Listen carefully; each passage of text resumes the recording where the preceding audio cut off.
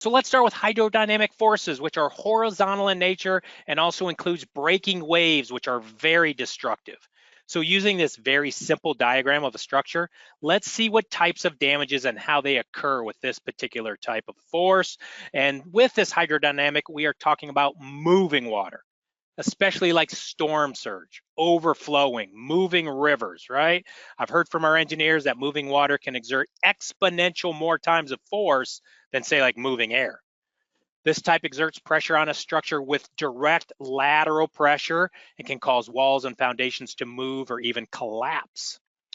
Waterborne debris can also cause severe damage to structures during this type of event. And this diagram is just one way the structure might be affected, but there's others that our engineers do see, including the entire house shifting off its foundation like we see in this graphic.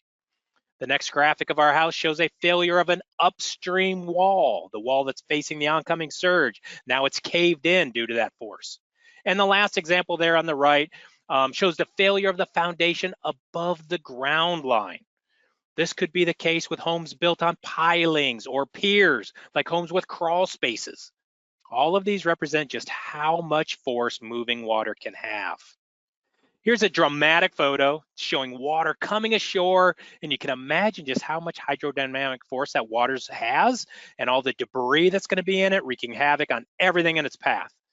I'm sure many structures will be completely removed, destroyed, but as that water moves inland, slows down a little bit, settles a little bit, we'll likely see more of those scenarios and types of damage profiles we just reviewed. Now we also have to consider hydrostatic forces, which sounds a lot alike, right? But it's different. The last one included dynamic, which I equate with movement. This one in the word has static. It's right in the name there, which I think makes me think of being still or not moving. So what does this look like? Well, think of this dam.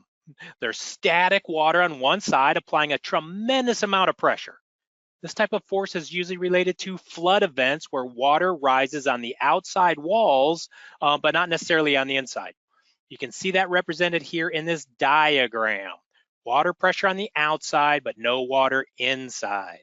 By the way, this can happen in reverse too, so stay tuned later. When we get to the claim scenarios, I'm going to talk to you about this one in reverse. And notice that water is also under the ground here in this one. We're going to talk more about that. And this is what can happen if that pressure is too great. The wall can't hold it back anymore and it caves in. Again, we're going to revisit this picture a little bit later as well. This is almost always related to flood and not surge, mainly due to the fact that most hurricane-prone shore areas don't normally have basements, right? They're either on a slab or built up. And with that, we found the answer to that last poll question, which we were looking for false, right? So 41% of you got that right. We know there's hurricanes like Debbie just this year, did move well inland, dropped inches and inches of rain, could affect houses that have basements, and this hydrostatic pressure is possible. We actually saw that a lot in that one, but that's just not as common. So a little bit of a trick question, could go either way, but for this particular one, if you want to talk about the most common one, we were looking for false on that one.